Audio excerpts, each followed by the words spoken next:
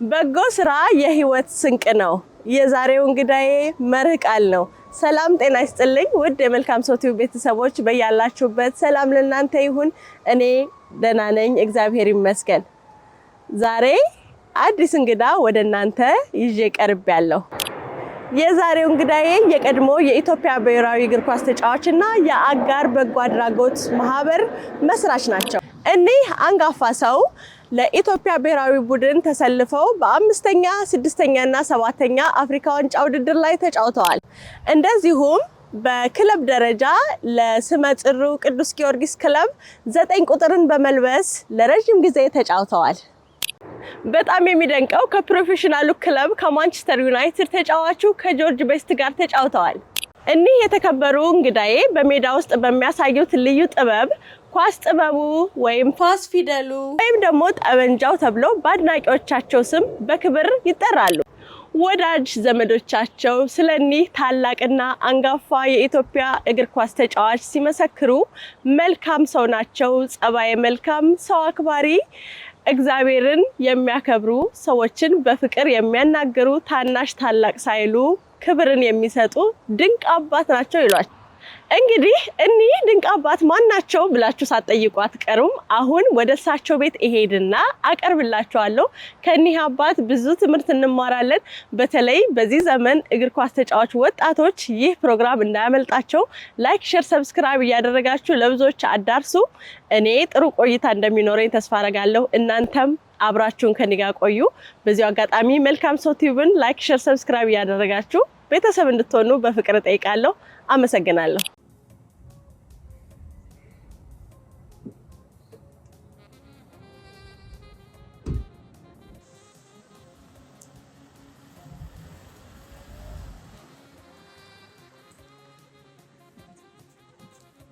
በቃ እጫወታለሁ፣ ለጁዊሽም ቡድን እጫወታለሁ። በኋላ ደግሞ ሎስ አንጀለስ አስቴክስ የሚባል እዚህ ሎስ አንጀለስ ውስጥ የተመሰረተ ፕሮፌሽናል ቡድን ነበር።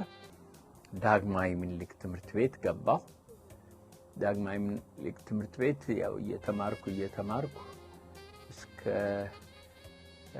9ኛ እስከ 10ኛ ደረስኩ።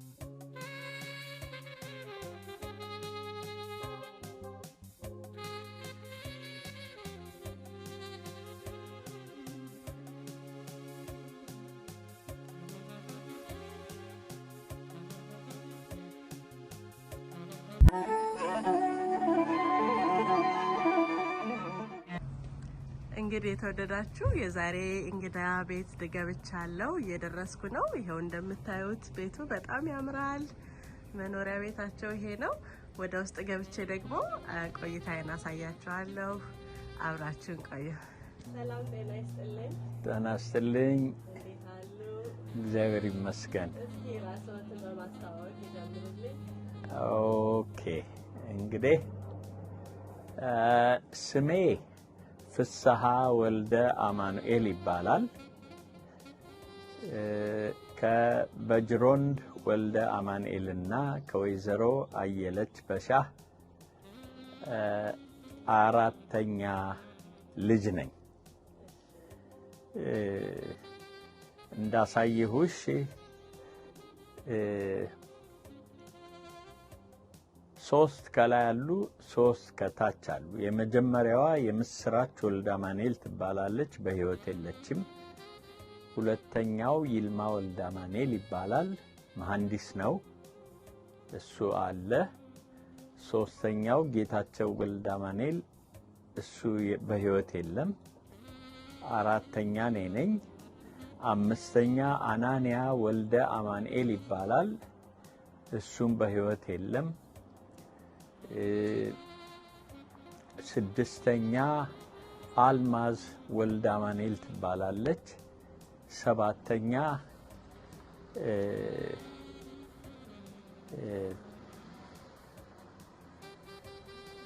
አብይ ወልደ አማኑኤል ይባላል። የመጨረሻው እሱ መሐንዲስ ነው።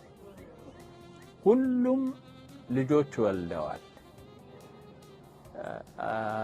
እና አንዳንዶቹ እንዳውም የልጅ ልጆች አለን። አዎ እና ይሄን ይመስላል። የተወለድኩት ደደር ነው፣ ሐረር ውስጥ።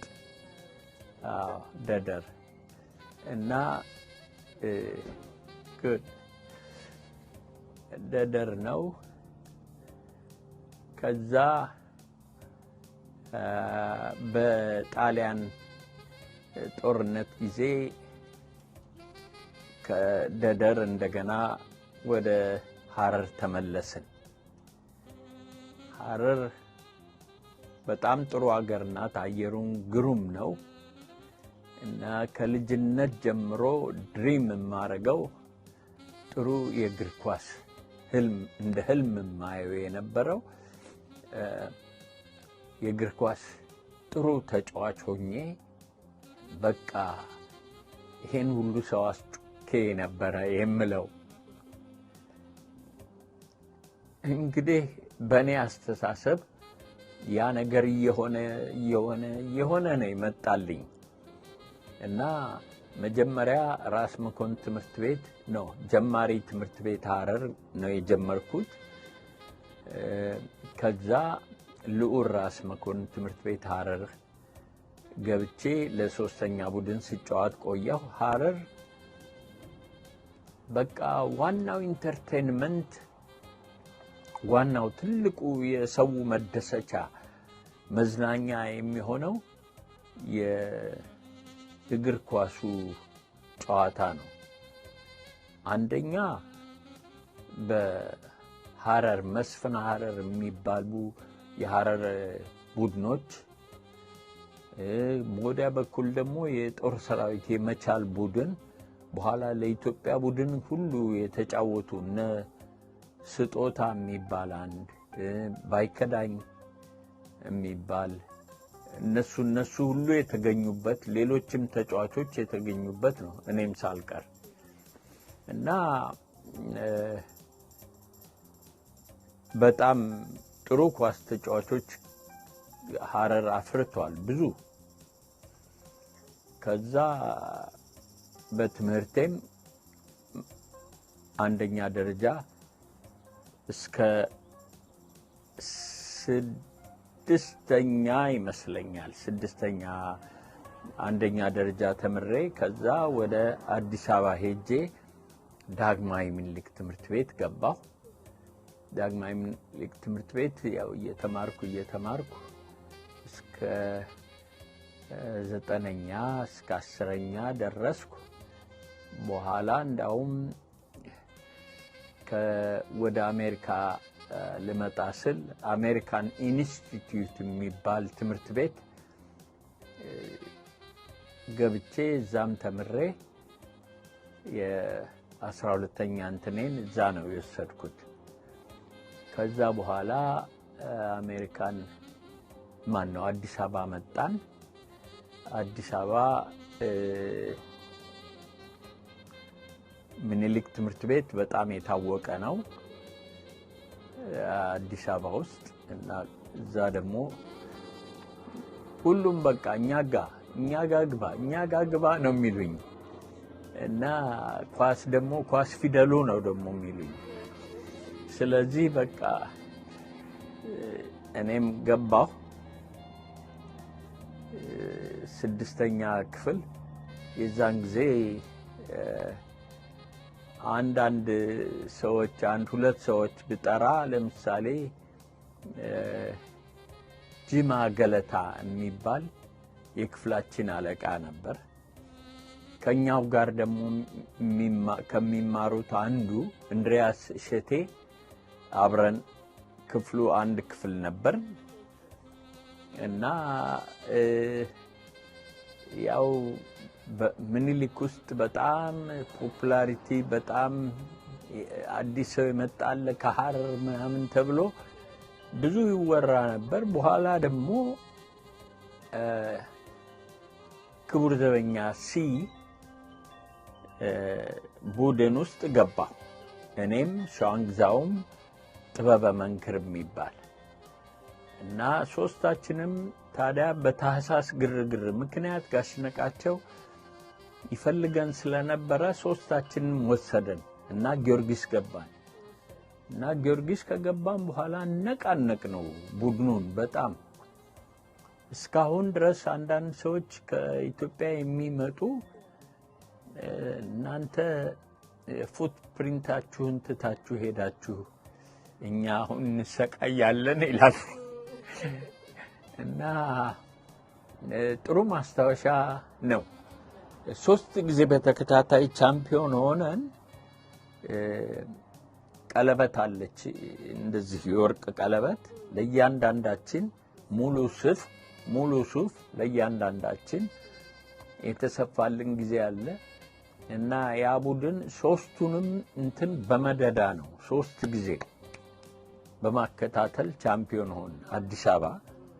ከዛም የኢትዮጵያ እንደዚሁ 3 ጊዜ ሆነን እና በቃ ሰው በደስታ ፈነዳልኩሽ እና ጥሩ ጊዜ ነበረን።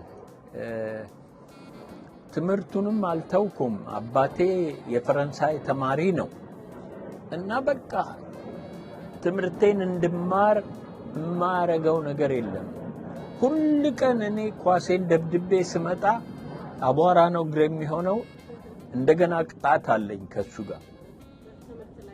አዎ ትምህርትህን ተማር፣ ኳሱ አይጠቅምህም፣ ምንም ነገር የለም እና ትምህርትህን ተማር እንደ እህቶችህ እንደ ወንድሞችህ ይለኛል። እኔም የበለጠ ደግሞ ፍቅር ያዘኝ። አዎ ስለዚህ በጣም እንትን ሆንኩ እና ይሄም ሆኖ ወደ አሜሪካ እድል ደረሰኝ። ያው እነ ሸዋንግዛው እንዳልኩሽ እንደነ ዶክተር ሰለሞን ተርፋ ሄደው ስለነበረ በተለይ ሸዋንግዛው አንዳንድ ደብዳቤ ጽፍለት ስለነበረ እሱም እንድመጣ ይፈልግ ስለነበረ በቃ ና ይሄ እድል አይገኝም ብሎ ይለይ ነበር እና በዛ ምክንያት እኔም እድሉን አገኘሁ። ተነሳሁና አሜሪካ እና ኦገስት 5 1969 በፈረንጅ አቆጣጠር ኦገስት 5 1969 ኒውዮርክ ገባሁ። አዎ እዛ ነው እንትናችን የነበረው። የዛን ጊዜ የሀገራችን የቁንጅና ውድድር አሸናፊ የነበረችው ወሰኔ ኃይሉ ነበረች እና እሷም አብሬ ካልሄድኩ ሞቼ እገኛለሁ አለች። ከአባቷ ጋር በጣም ረብሻ ነበር። ኤኒዌይ አባትየው ምንም ጉልበት የላቸውም፣ የእሷ ፈቃድ ነበር። ተያይዘን አሜሪካ ገባን እና እሷንም ዩኒቨርሲቲ ሃይ የሚባል እዛ ሳንታ ሞኒካ ትምህርት ቤት አስገባኋት። እኔም ዩሲኤልኤ ገባሁ። ቤት አለን። እንደዛ ሆኖ ለተወሰነ ለ3 አመት ያህል አብረን ኖር። ያኔ ስትገቡ በፈተና ነው ወደ ዩሲኤልኤ እንዴት ገባችሁ? አይ እኛ ስፖርቱም ስላለ ስፖርቱ ድጋፍ ያደርጋሉ ዩኒቨርሲቲዎች እና ቲኤሺፕ ማለት አስተማሪ የረዳት አስተማሪ ይቀጠራል እና እሱን አረጉልን ለኔ አትሊስት እና እሱን እያደረኩ እየተማርኩ እያጠናሁ እንትን እያልኩ እየታገልኩ ኢትዮጵያኖችን ሁሉ ካረዳችሁኝ እያልኩ ቋንቋውም እንዳይቸግር ሁሉም ነገር በጣም ባጭር ጊዜ ውስጥ መስመር ውስጥ ገባ። አዎ ጥሩ ሆነ። መጀመሪያ በጣም ግሬዴም እስከዚህ አልነበረም። በኋላ ግን ከፍ ከፍ እያለ በደንብ ያገሩን እንትን እና በዚህ ምክንያት ያው UCLA 4 አመት ተምረን ግራጁዌት አረግን። ኳሱንም 4 አመት ተጫወትን። ከ4 አመት 2 አመት የአሜሪካ ጠቅላላ የዩኒቨርሲቲዎች ውድድር ስለነበረ በዛ 2 ጊዜ ሁለተኛ ሆነን አንደኝነቱን አላገኘንም፣ ግን በጣም ጥሩ ጊዜ ነበር። ከዛ ደግሞ ኢንትረስትድ የሆኑ አንዳንድ ሰዎች እኔ ለምሳሌ ማካቢ የሚባል የጁዊሽ ቡድን ነበረ።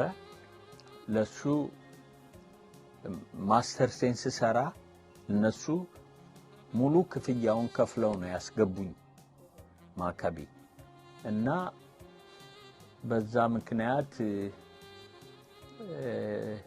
ማስተር ሴን አገኘው ተምሬ። መጀመሪያ ቢኤን ከUCLA አገኘው የመጀመሪያ ዲግሪን።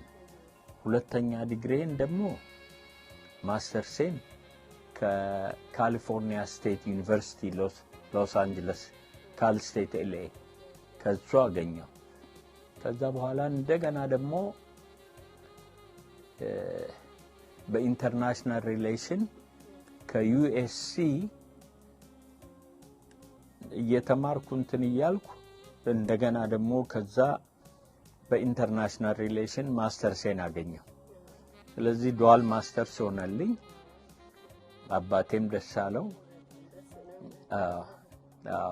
እና ኳሱንም በቃ ጫወታለሁ፣ ለጁዊሽም ቡድን ጫወታለሁ። በኋላ ደግሞ ሎስ አንጀለስ አስቴክስ የሚባል እዚህ ሎስ አንጀለስ ውስጥ የተመሰረተ ፕሮፌሽናል ቡድን ነበር። ከእንግሊዝ ሀገር እነ ጆርጅ ቤስት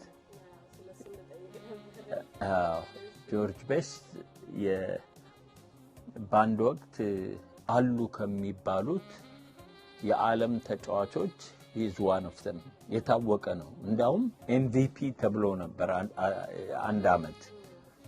እና ጆርጅ ቤስት መጣልን እና እኛ ቡድን ገባ እና በጣም ደግሞ ያየኝ ነበር፣ ይወደኝም ነበር። ኳስም ሁሉ ጊዜ ይሰጠኛል፣ ያጫውተኛል። ሌሎቹ እንግሊዞች አንዳንዶቹ እስከዚህ አልነበሩም፣ የሱ ግን ሌላ ነበረ። እና በዛ አይነት ጊዜን እያሳለፍኩ እየተደሰትኩ እዚህ ደረስኩ ልሻለሁ።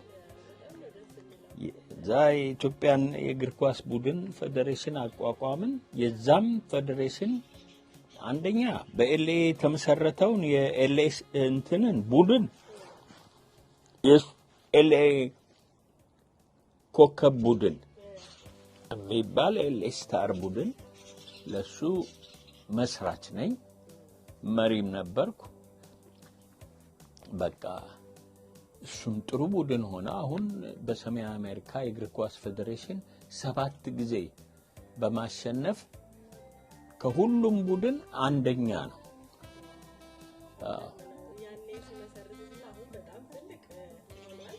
በጣም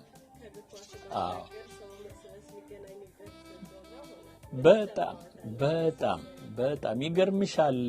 በአራት ቡድን እንደዚህ ነው የጀመርነው እና በጣም አስቸጋሪ ነበር። ዋሽንግተን ተጠርቼ ነው። እንዳውም ዋሽንግተን ቡድን እኔን ጠርቶ ሌሎችን ደግሞ እንደዚሁ ከየስቴቱ ጠርቶ ያው እንድንመሰረት አደረጉን። መሰረትን። እስካሁን ድረስ ይሄው ፌዴሬሽኑ ትልቅ ኦርጋናይዜሽን ሆኗል። በጣም እና ተመስገን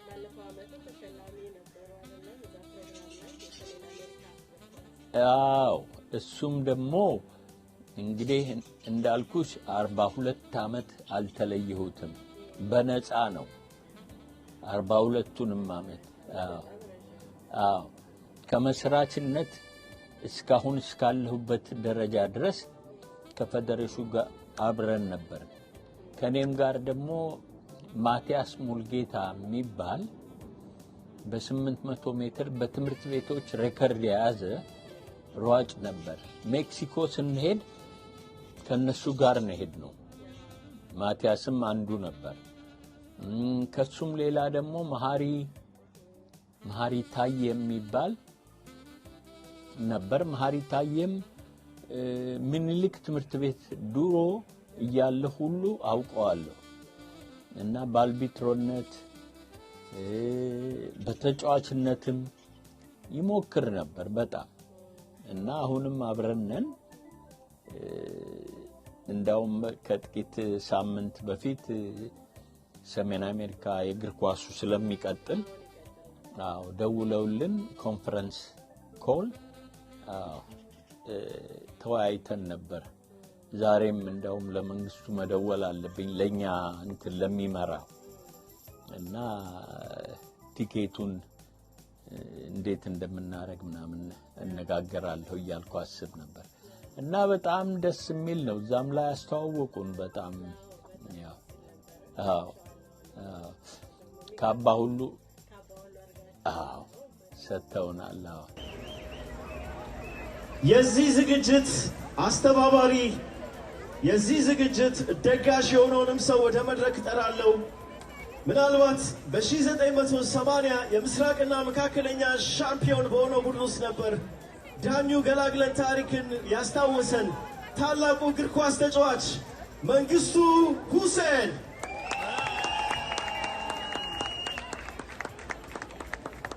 ይህ ዝግጅት በክብር እንዲደረግ ይህንን ዝግጅት ያዘጋጀው የአሁኑ የቶርናመንት ኮኦርዲኔተር ወይም ደግሞ የውድድር አዘጋጅ ኮሚቴ ሰብሳቢ መንግስቱን ከልብ እናመሰግናለን መንጌ ቀጣይ ዝግጅታችን የሚሆነው ላከበሩን ለፌዴሬሽኑ መኖር ትልቅ አስተዋጽኦ ለተወጡት ለጀግኖቻችን ለእግር ኳስ አባወራዎቻችን ለእግር ኳስ ምልክቶቻችን የካባ ማልበስ ስነ ስርዓት ይሆናል ክቡር ፕሬዝዳንት አቶ ጌታቸው አቶ ዳዊት እባካችሁ ይህን ስነ ስርዓት አድርጉልን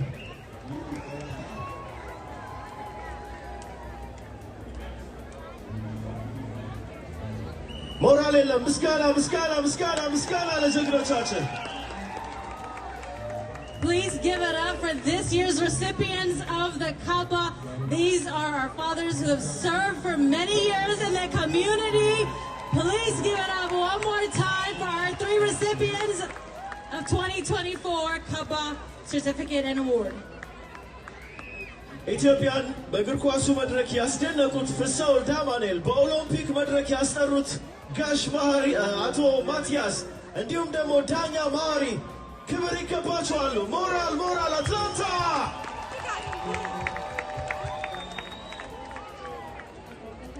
ላበረከቱት አስተዋጽኦ ማስታወሻ እንዲሆን ከኤስኤፍኤን የተበረከተ የክብር ሰርተፍኬትም እንዲሁ አለ አንዴ ምስጋና ሞራል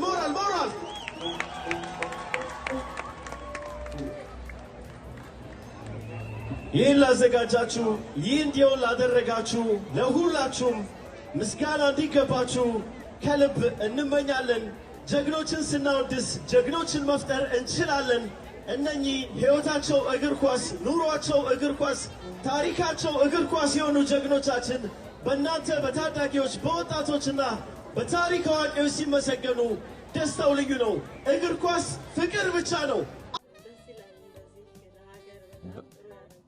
በጣም ተመስገን አይ ምልሽ ዋናው ነገር አለመረሳቱ ራሱ ትልቅ ነገር ነው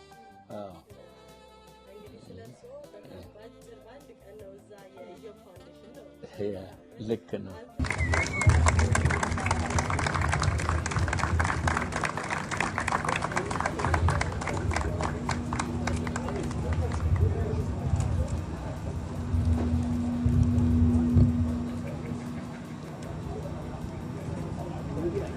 የሁለተኛውን ዋንጫ የሁለተኛውን ተሸላሚ የሁለተኛ ተፎካካሪ የሆነው ቡድን የሳና ክላሪታና ሳን ፈርናንዶ ቫሊ ቡድን ከፍተኛ የሆነ ፉክክር አሳይተው በፔናልቲ በቅጣት ምት ቢሸነፉም እንደ አሸናፊ ነው የሚቆጠሩትና እባክዎትን ለሁለተኛው ለወጣው ቡድን ተወካይ የሳና ክላሪታ ሳን ፈርናንዶ ቫሊ ተወካይ ሽልማቱን እንድትቀበል እባክዎት እንጠይቃለን።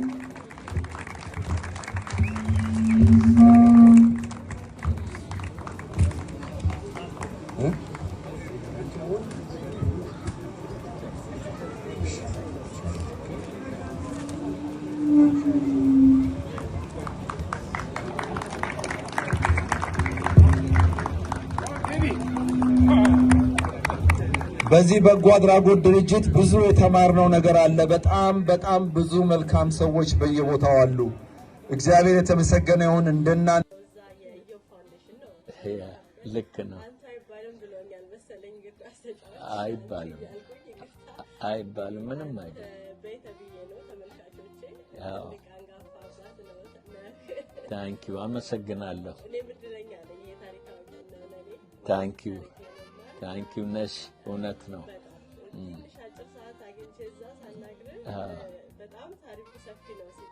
ልክ ነው።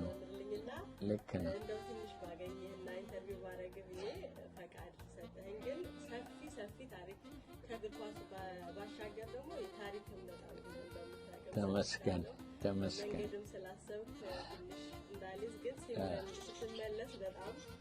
እንደምንገናኝ ቃል እንድትገባልኝ እፈልጋለሁ።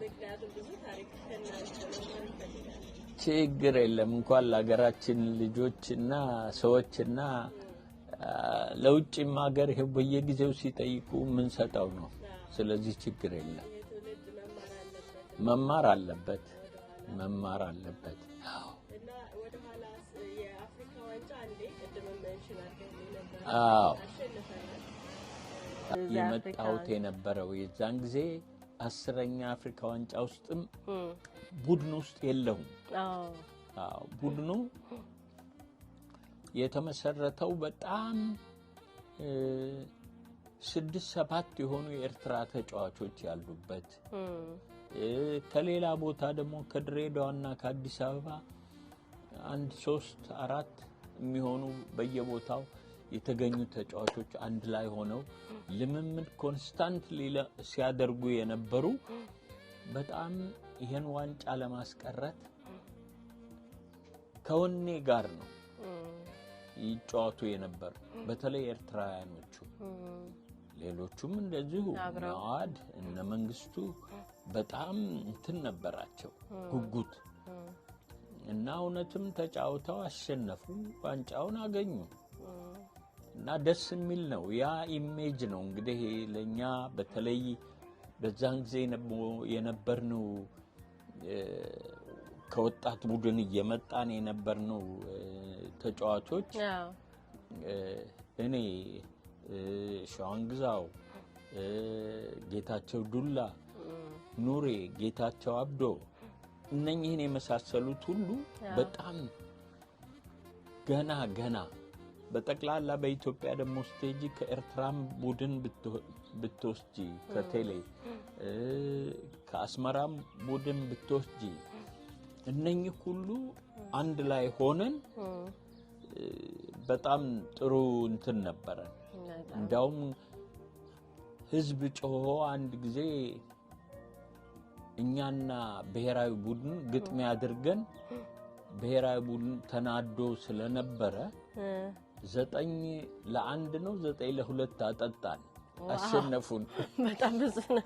ታዲያ አይ እነኚህ ሰዎች አሁንም እንትናቸው ወኔያቸው ገና ነው ብለው እነሱን በጣም እንትን አሏቸው እና እውነትም የሚገርምሽ ነገር ነው። ወደ አፍሪካ ቡድን ለጨዋታ ሁሉ ስንሄድ መንግስቱ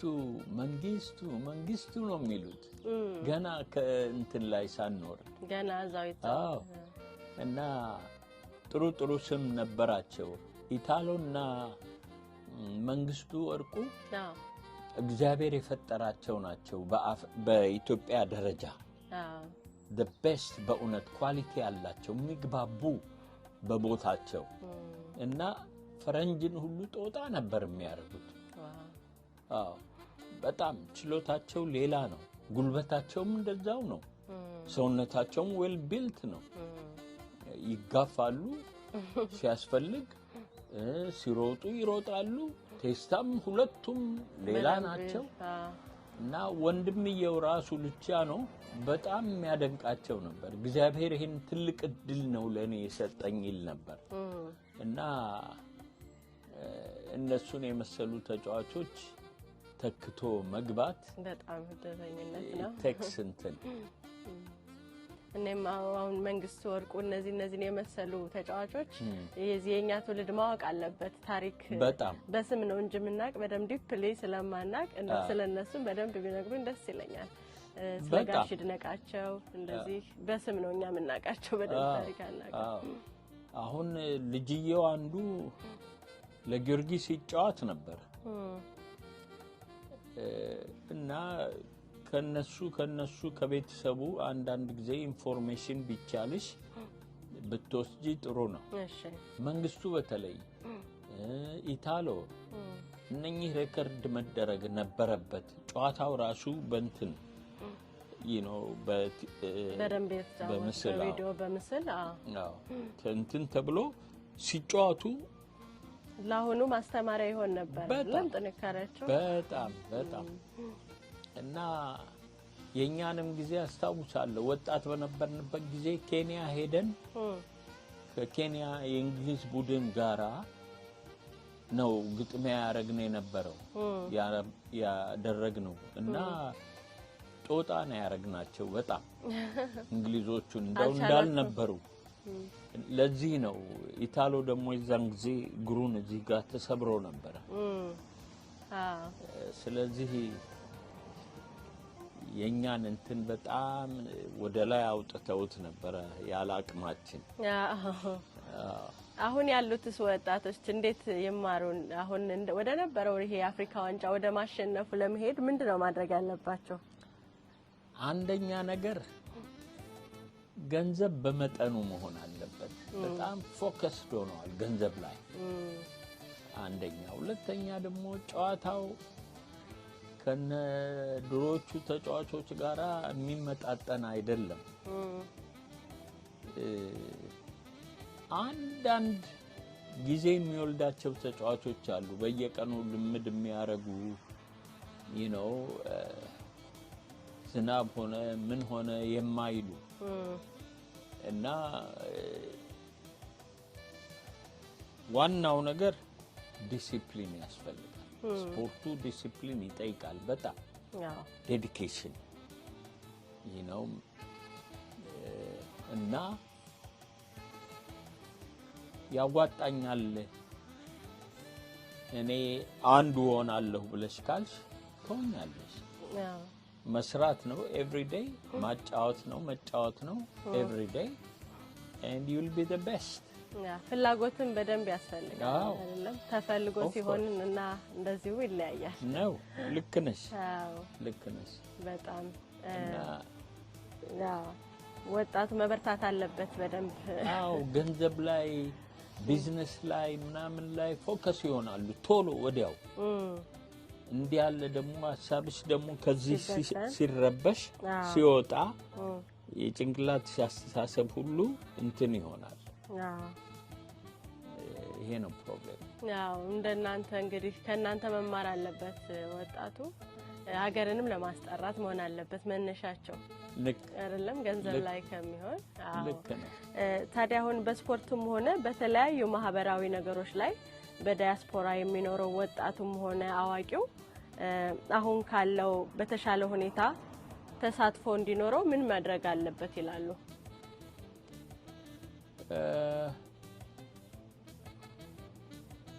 ፕሮግራሙ መዘርጋት አለበት። በልጆች ባሉበት ተማሪዎች ባሉበት ቦታ ካሁን ቀደም እንደሚደረገው ኢንስቲትዩሽንስ ለምሳሌ እንደ መብራት ኃይል እንደ አየር ኃይል እነኚህ ሁሉ የራሳቸው የሆኑ እንትኖች መኖር አለባቸው። እነኚህ ደግሞ ሜዳም ችግር የላቸውም፣ እቃም ደግሞ ችግር አይኖራቸውም። ስለዚህ ሞር ፕራክቲስ፣ ሞር ዲሲፕሊን እና ፎከስ መሆን አለባቸው። ይሄ ከሆነ ኢትዮጵያ እድሉ አላት። የሚጎለንን እናውቃለን። you know practice ሞር ደግሞ ወኔ ፍላጎቱ ደግሞ እንዳልሽው የመጀመሪያ እንትን መሆን አለበት። እንደሱ ከሆነ መቀጠል ይቻላል። ከህይወት ተሞክሮት ለታዳጊዎችና ለወጣቶች ትምህርትን፣ ውጤታማነትን፣ የቤተሰብ ኃላፊነትን በተመለከተ የሚያካፍሉት ነገር ይኖራል ወይ?